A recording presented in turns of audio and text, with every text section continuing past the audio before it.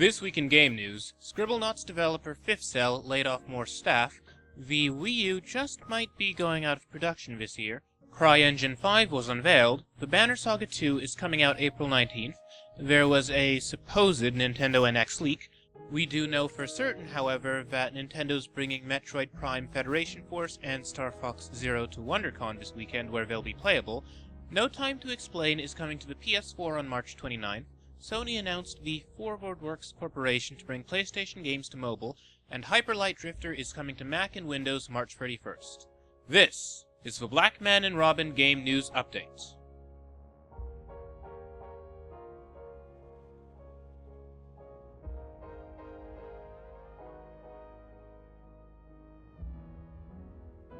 First off, we have a bit of interesting news regarding GameStop.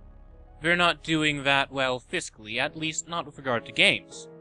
They are still profitable, but growth is slow. The retailer has released its financial data for 2015 and revealed that their total global sales for the last quarter were $3.53 billion. That's a 1.4% increase from last year, but their sales of games were down about 4.5%. The small growth they saw was thanks to their sales of digital content as well as their sales of collectible junk. Now that they own ThinkGeek, you can purchase all sorts of stuff you'll regret in years to come. You can buy big-headed plastic dolls of video game characters, Star Trek underpants, or a Brotherhood of Steel fleece blanket. I'm not making this stuff up. It may seem a little weird that the retailer GameStop is seeing less and less profits for games of all things, but it kind of makes sense considering the new landscape of gaming. Thanks to digital distribution, that is the Xbox Live Marketplace, Steam, etc., people are buying their games digitally now. This has struck a real blow to the second-hand games market. Will the next generation of game consoles be digital? That's a real possibility, though we can't be certain. What do you think about this shift in the market? Is it for the best that games are moving to digital spaces? Hit us up on Twitter at Blackman and Robin and let us know. According to a report from the Japanese paper Nikkei, Nintendo will be stopping production of the Wii U by the end of 2016. Nikkei has spilled the beans on Nintendo news early through the years, so it wouldn't be surprising if this rumor has some truth to it, hence why we're reporting on it. Later in the week, Nintendo made a statement refuting the report in Nikkei, claiming that they plan to continue manufacturing and supporting the Wii U past 2016. Keep in mind, Nintendo has refuted claims by Nikkei before, only to later confirm that what Nikkei said was true. There's the chance that this is one of those situations. If this rumor does prove to be true, it's disappointing but unsurprising. While the Wii U has decent hardware and a great lineup of first-party games from Nintendo, third-party support has been weak for the console and sales have been a bit underwhelming.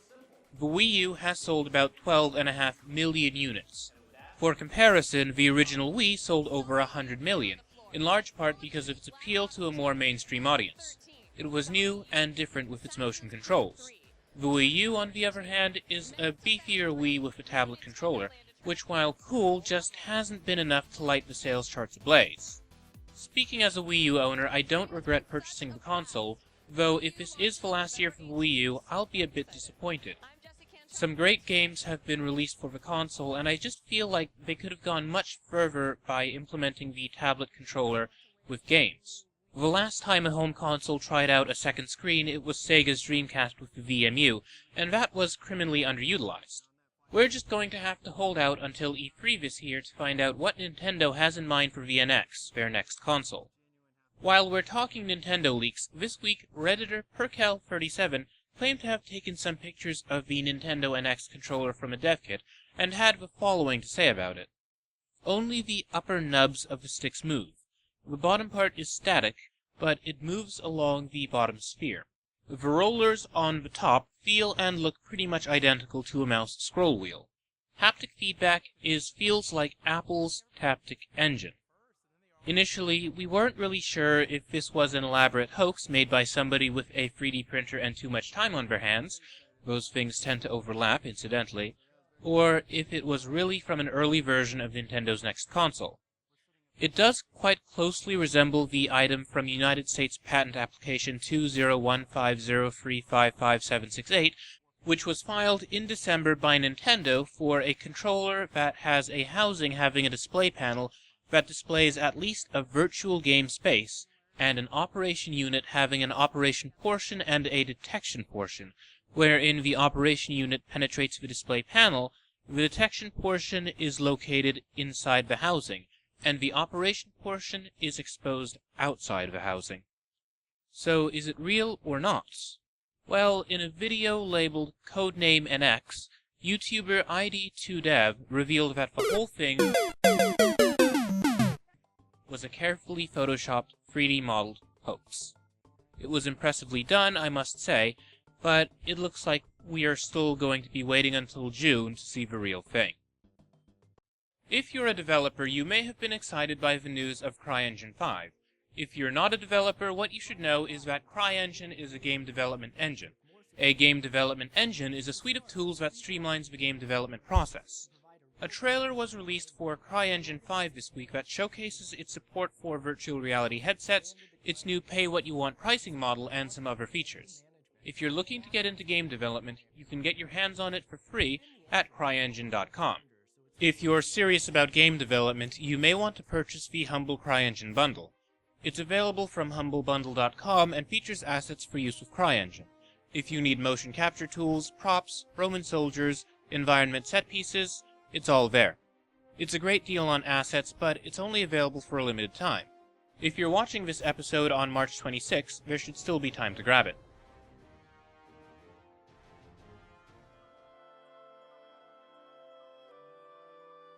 In-game releases this week, the gorgeous, surreal Samorost Free came to Mac and Windows.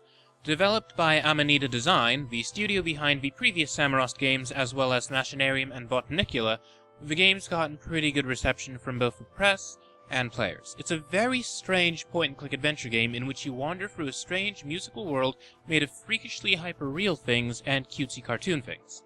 I've played some Samorost 2 and can confirm, it's very strange, but oddly compelling. You may want to check it out if you're looking for a bizarre adventure.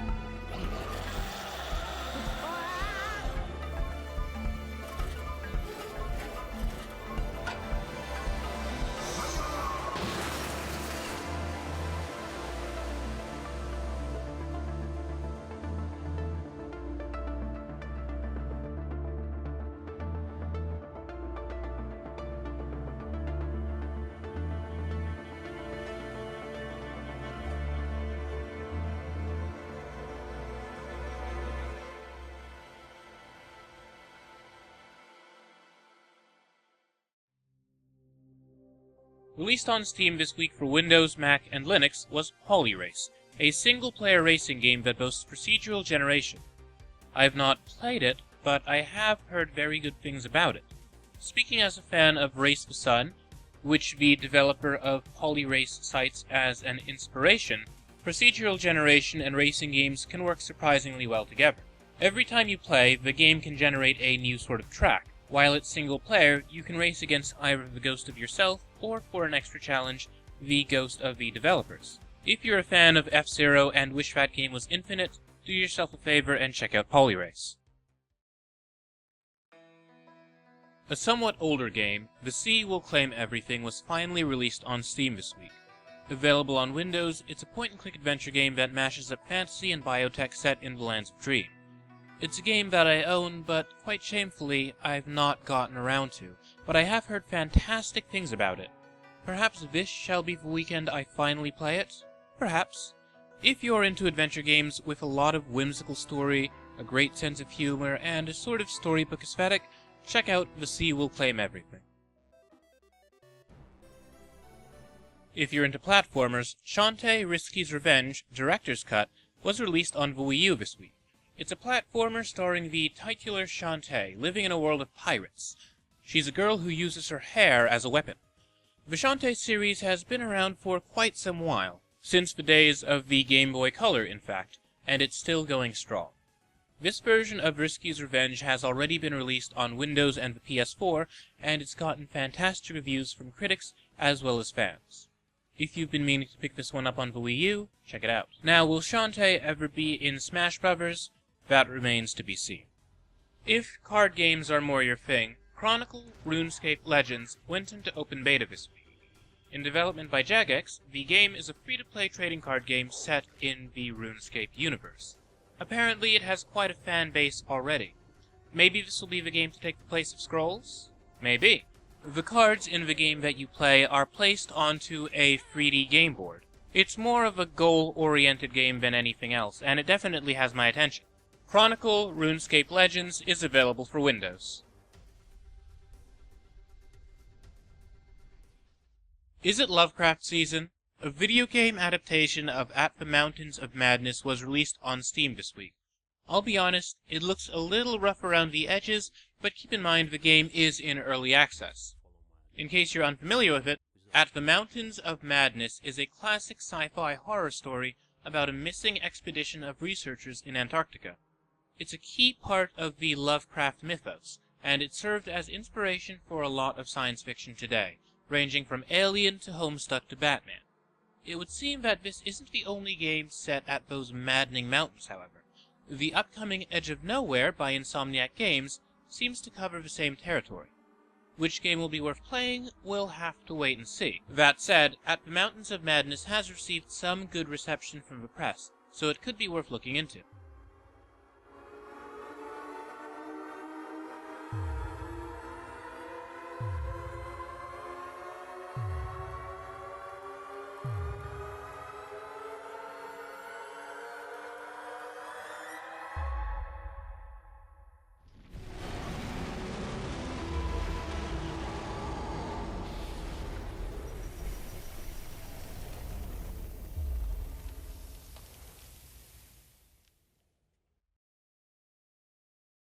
And now for a brief word from our sponsor. Here's a dirty little secret. When you wash your face at the end of the day, you might only be cleaning the surface of your skin. To clear those congested pores, you need a deep clean. And today, you can get it with Proactive's incredible deep cleansing brush. And here's something even more incredible. You get the brush free when you order a Proactive system today. I love the deep cleansing brush because it really gets in those pores. I was using a brush that was over $200, and I like this so much better. This isn't just any brush. This is the only one from the doctors at Proactive, so it's specially designed for acne-prone skin.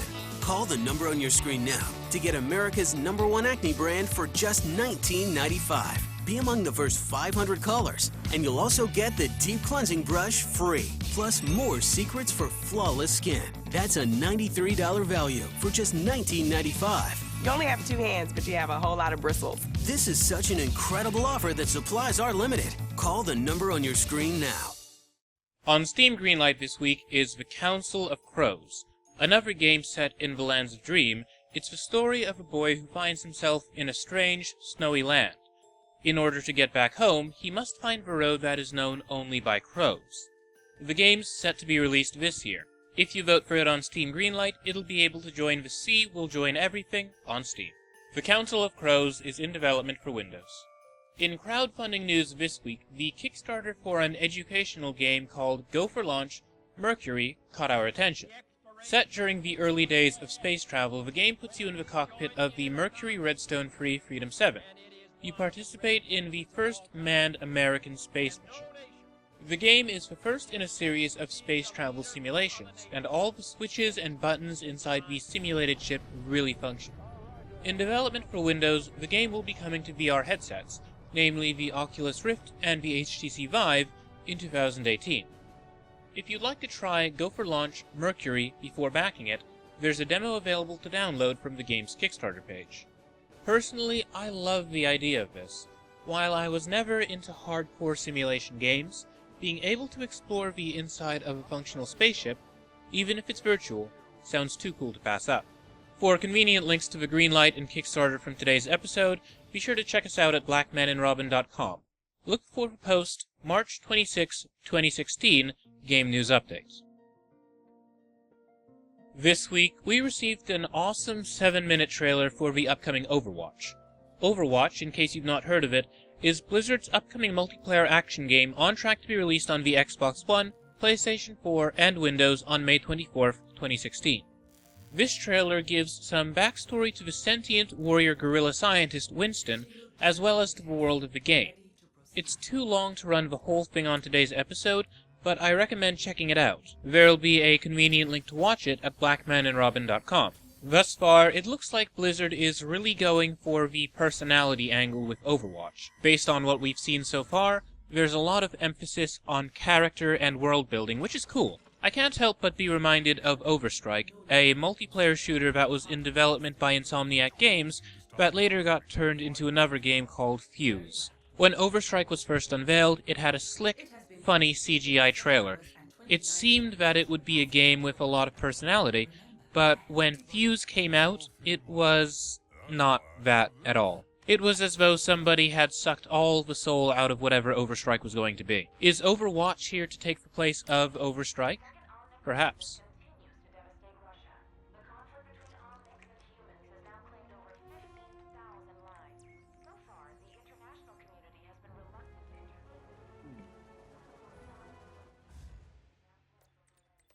That's not the only great trailer we got this week.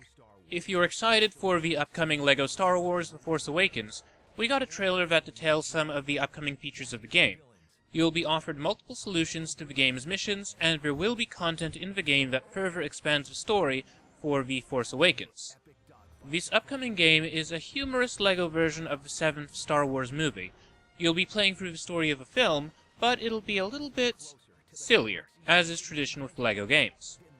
LEGO Star Wars The Force Awakens is coming to the PlayStation 3, PlayStation 4, PlayStation Vita, Xbox One, Xbox 360, Wii U, 3DS, and Windows. Frankly, I'm amazed there's no PS2 or PSP port. Finally, we leave you with the trailer for Surviving Indie, an upcoming documentary on independent developers and their difficulties. It's being worked on by James Cook, who was behind Pixel Poetry, another gaming documentary well worth checking out. Beginning as an independent studio is really hard. It's not it's not something you just jump into and suddenly everything is great. There's no 9 to 5, there's no alarm that wakes you up because you have to go to work or you have to go to school. There's no income, there's no game, there's no IP, there's nothing to be proud of. It's a void, and like the only thing that fills that void is your motivation to work on things. It was just sort of all starting at that point. The statement of, I'm gonna graduate and start an independent game development studio was not something you said. So yeah, so we're pitching and we're just doing the best we could. Like we do not expect this to happen. I just didn't have a choice. I didn't have marketable skills. So really, I felt like Dropsy was it. Like Dropsy was my chance to finally do this thing I've wanted to do. I've done a lot in my career, but the one thing I haven't done is finish a game on my own passion project. And this is going to be the one that changes that. I've never worked for a AAA studio, not for lack of trying. Inbox full of rejection emails. It's almost led me to this stigma of thinking I'm just destined to be an indie.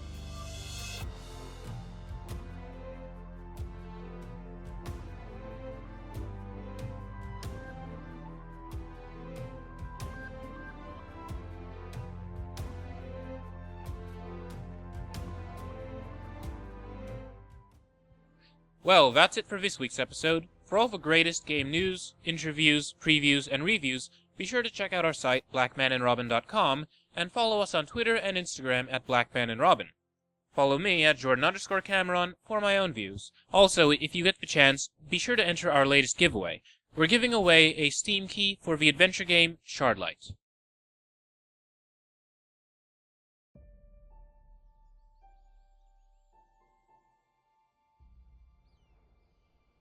Oh, you're still here?